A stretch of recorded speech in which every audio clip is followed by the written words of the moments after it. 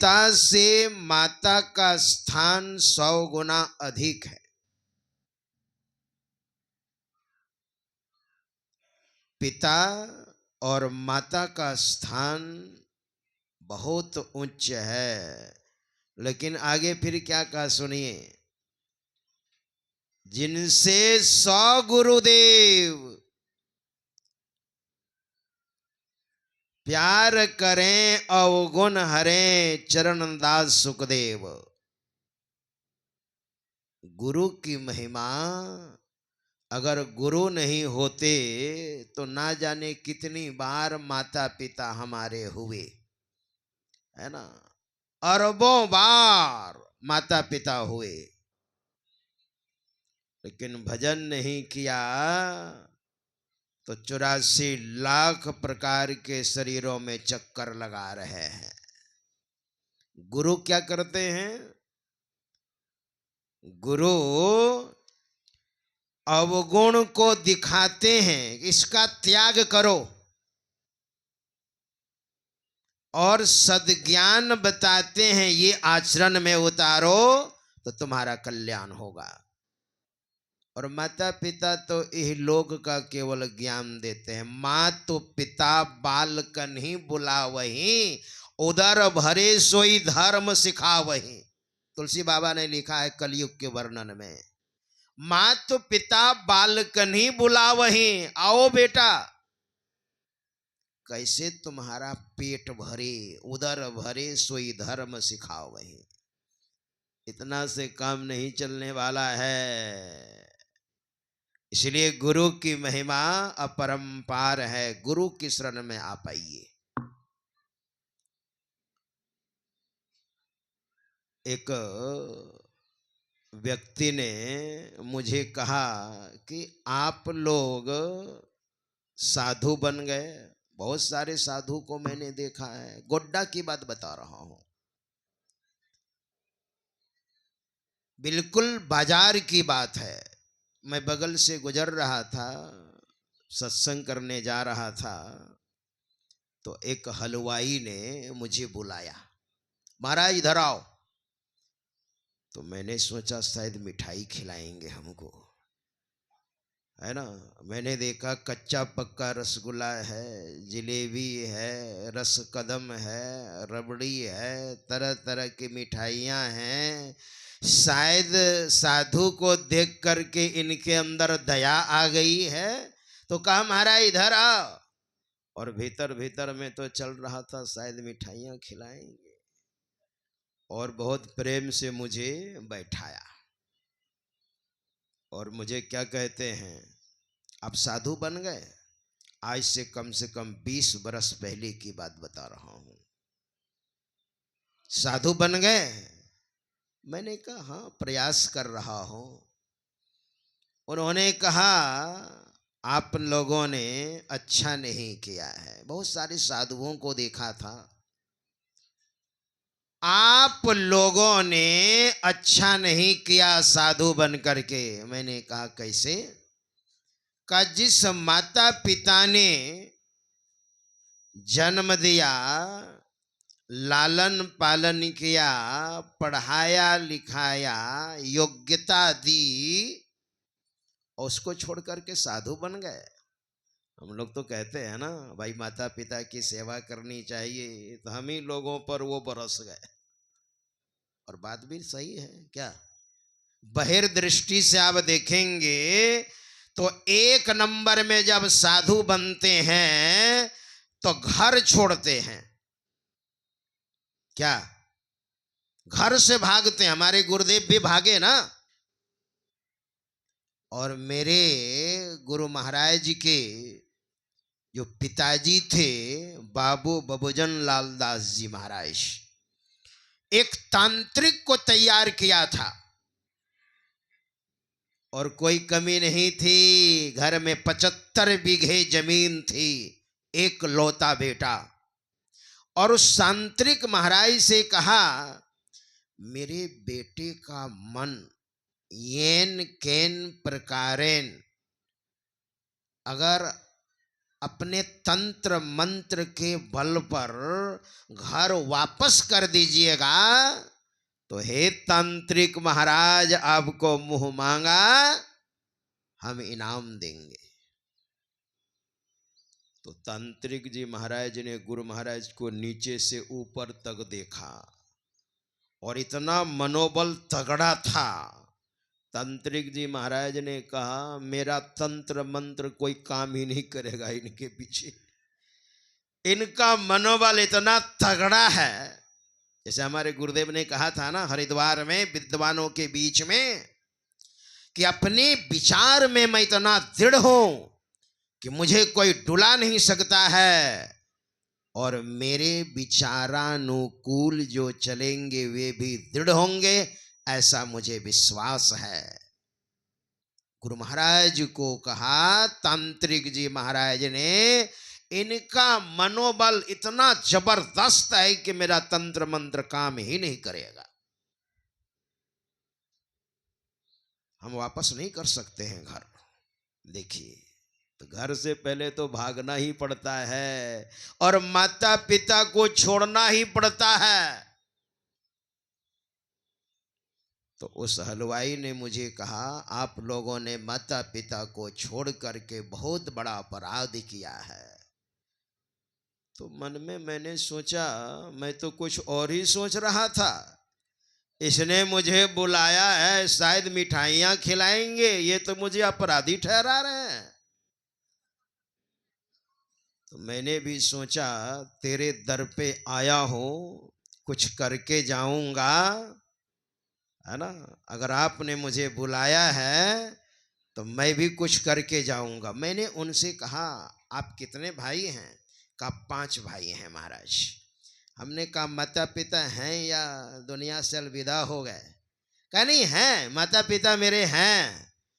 तो वे तो बूढ़े हो गए होंगे? कहा कि हाँ बूढ़े हो गए हैं। छोटे भाई है ना, छोटे भाई के साथ में माता पिता हैं। हमने कहा और 4 भाई? का सब हम लोग अलग अलग हैं महाराज, छोटे भाई सेवा करते हैं। तो मैंने कहा भजन भेद लिए? का नहीं बाबा, तब तो सब चलता होगा क्या? कहाँ कभी काल होली वगैरह में चल जाता है, कभी काल खाते हैं, बराबर नहीं खाते हैं महाराज। कभी काल हल्का पिलका पी भी लेते हैं, कभी गांजा वगैरह भी, भांग वगैरह भी। मैंने कहा माता पिता की चरण सेवा आप कब कब करते हैं, कब पारी आती है आपकी? का छोटा भाई है ना वो सेवा करता है, आप का मैं नहीं करता हूँ, छोटे भाई करते हैं। मैंने कहा हम तो पापी हैं लेकिन डबल पापी आप हैं। कहा वो कैसे? मैंने कहा धर्म शास्त्र की बात मैं आपको बता रहा हूं, और आपको शायद अध्यात्म ज्ञान नहीं है, अध्यात्म ज्ञान से अनभिज्ञ हैं आप। कहा वो कैसे? मैंने कहा अध्यात्म ज्ञान रहता ना तो आप ऐसा नहीं कहते। तो सुनिए, आधा घंटा टाइम है आपके पास? कहाँ है? मैंने कहा सुनिए, भगवान श्री राम का वनवास हुआ था। माता सीता ने वो तो पत्नी का धर्म निभाया है ना, माता सीता कोई वनवास नहीं हुआ था। और लक्ष्मण ने एक भाई, जिसको भाई कहते हैं, दुख में सुख में भाई का साथ होना चाहिए। एक भाई का जो फर्ज होता है उसने निभाया है। और लक्ष्मण जी महाराज को जब पता चला तो दौड़ते दौड़ते आए और कहा भैया ये मैं क्या सुन रहा हूं? कहा लखनलाल तुम जो सुन रहे हो बिल्कुल सही सुन रहे हो, मुझे वनवास हो गया है और मैं बन जा रहा हूं, 14 वर्ष की तो बात है। कहा मैं भी आपके साथ चलूंगा। कहा अपनी मां से आज्ञा ले लो। और लखनलाल अपनी माता सुमित्रा से आज्ञा लेने के लिए जाते हैं। इस प्रसंग को थोड़ा सा आप देखिए। और माता सुमित्रा से कहा, मां, प्रभु श्री राम बन जा रहे हैं, आपसे आज्ञा लेने के लिए आया हूं, आप मुझे आज्ञा दें। माता सुमित्रा ने क्या कहा सुनिए। बेटा, जो सिया राम, अगर श्री राम और सीता वन को जा रहे हैं, अवध तुम्हार काजू कछु नाही,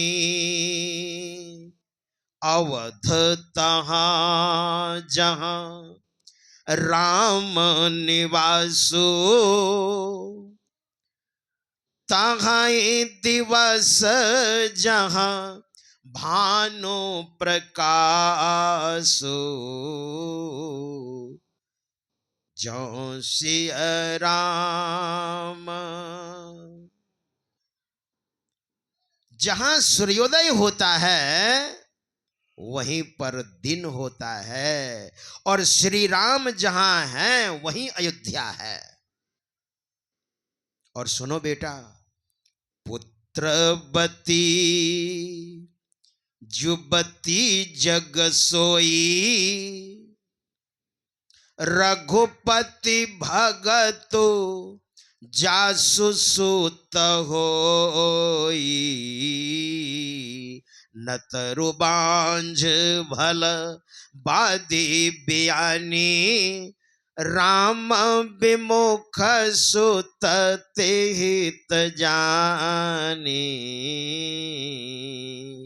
बेटा, पुत्रवती स्त्री वही है, पुत्रवती जुबती जग सोई, रघुपति भगतु जासु सुत होई, जिनका बेटा भगवान का भजन करता हो। और संत कबीर साहब ने तो और कह दिया।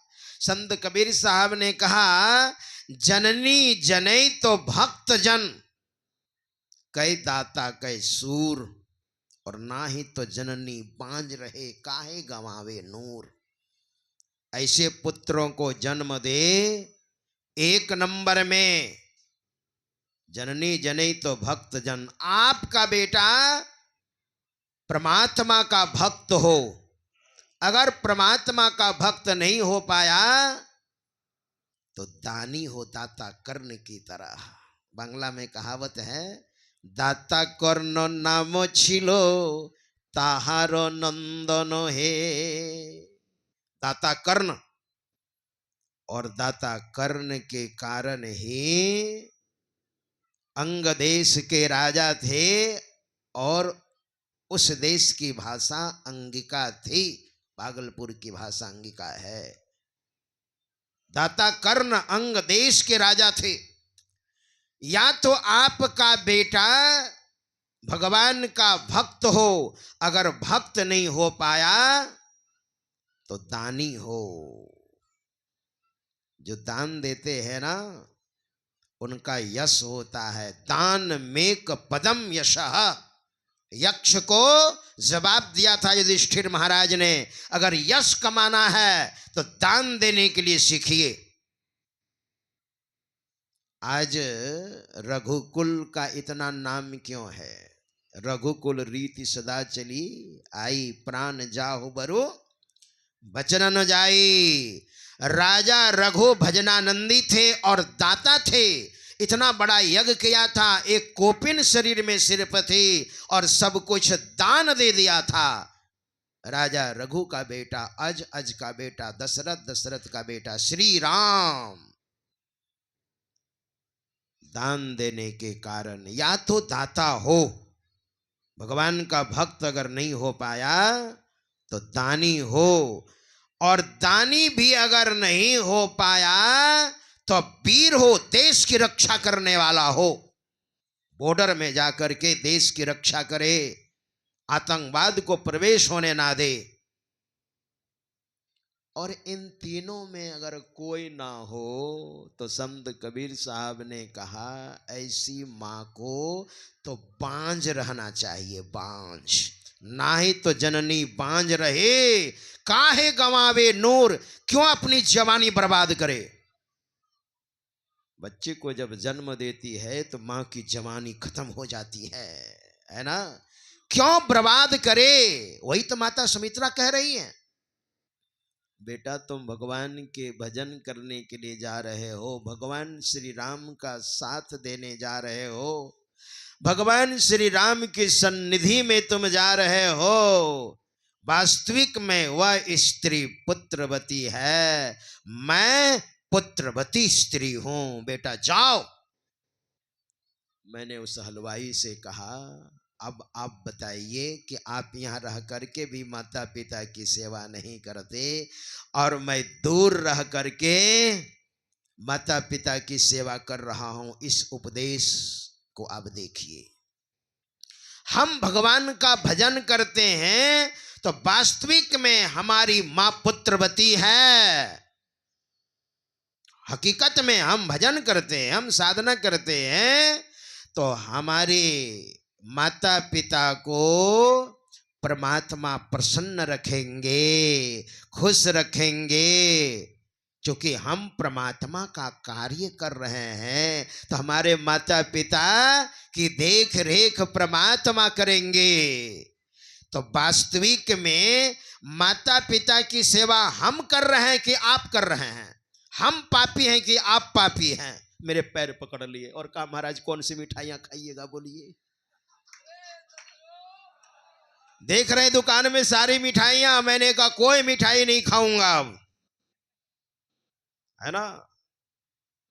पहले खिलाते तो खा भी लेते, लेकिन अब कोई मिठाइयां हम आपके नहीं खाएंगे। श्री सद्गुरु महाराज की ऐसा है।